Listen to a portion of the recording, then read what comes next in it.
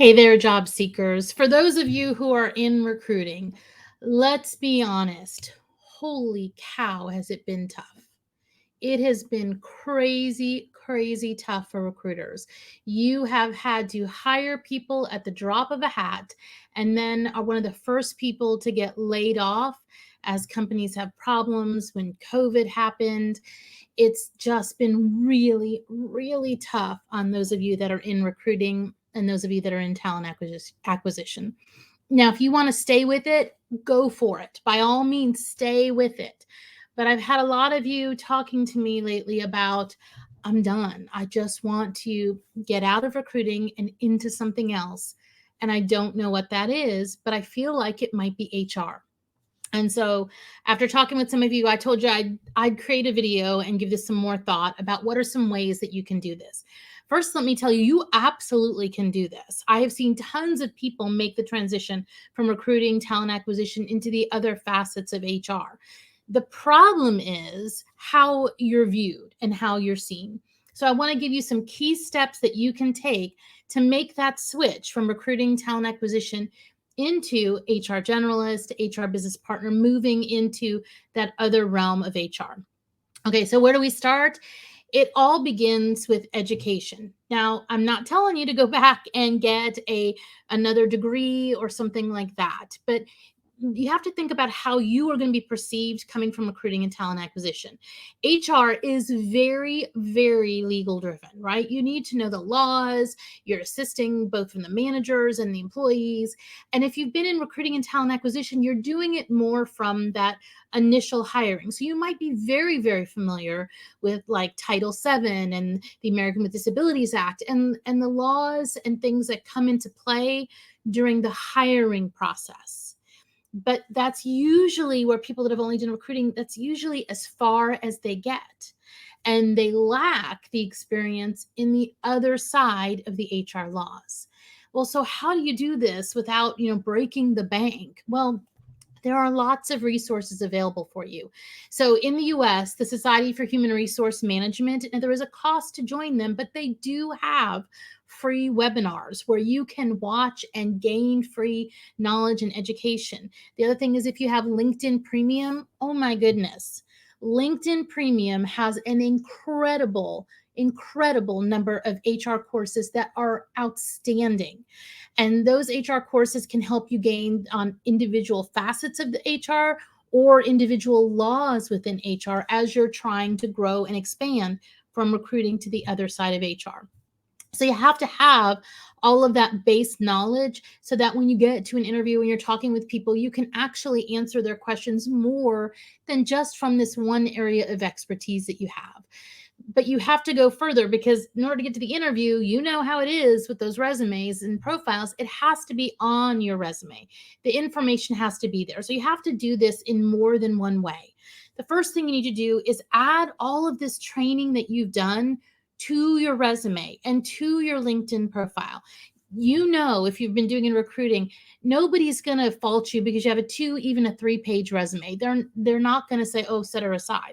The applicant tracking systems are going to read it instantaneously. So if you've taken 7, 8 courses that you think are really strong that you want to put on there at the bottom of your resume, do it. Do it. So you come up in that search. You can go way further on LinkedIn, right? Nobody prints your LinkedIn profile. Put all of that information from every one of those out on your LinkedIn profile and your skills and so on and so forth. So having them just out there that you took that data, then you have to go back to your resume and your LinkedIn profile and readjust it. And you're going to want to readjust it in a way that you may have been hiring for engineers.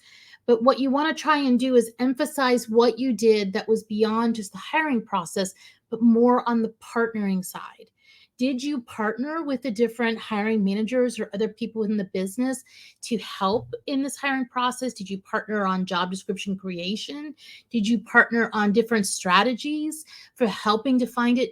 Get data that's more focused on what you would do as an HR generalist, which is partnering with your management team to help you get from one place to another. The more you can change your bullets to align more to that, the better it's going to read when somebody's looking at your resume and they're going to say, okay, well, I see where they could do this and this would translate to this. Let me bring them in. Now, as you're doing all of that thing, you also need to look at the job title that you're putting in your resume and in your LinkedIn profile. Don't ever, ever lie on your resume or on your LinkedIn profile. Do not lie. But nobody in human resources would disagree that recruiting and talent acquisition is part of the human resources function. So, a key skill that you need to, or a key thing that you need to do here when you're updating all this information is update your job titles. You know, as a recruiter, how important these are in the system. So, take your job title that's in there and put human resources dash, and then whatever your title was, talent acquisition, recruiting, but put human resources first. So you're seen as part of the human resources team, and it helps you come up in the searches when people are searching for people in human resources. So many recruiters and talent acquisition people fall out of searches for those other roles because they never have those words there. You know, as a recruiter, how critical this is. Okay, here's some other things that you should definitely consider doing. If you've been in recruiting, especially during COVID and all these other times, I know a lot of you have picked up contract roles, and hiring managers still have a huge bias against job hoppers. They want people that have a little bit more of tenure. Well, you have probably been laid off totally outside of your control from various jobs throughout this process. If they were contract roles, instead of listing each one separately, consider grouping them together and say from 2002 or 2022 to 2023 worked contract roles at the following companies, and list those in a different format than just listing each one separately, because it will make you look like a job hopper, and it's easier to get around that bias if you group them together. Okay, and then here's my last bit of advice for you, and that is go back to the network that you helped build. You brought in people to the organization from top to bottom.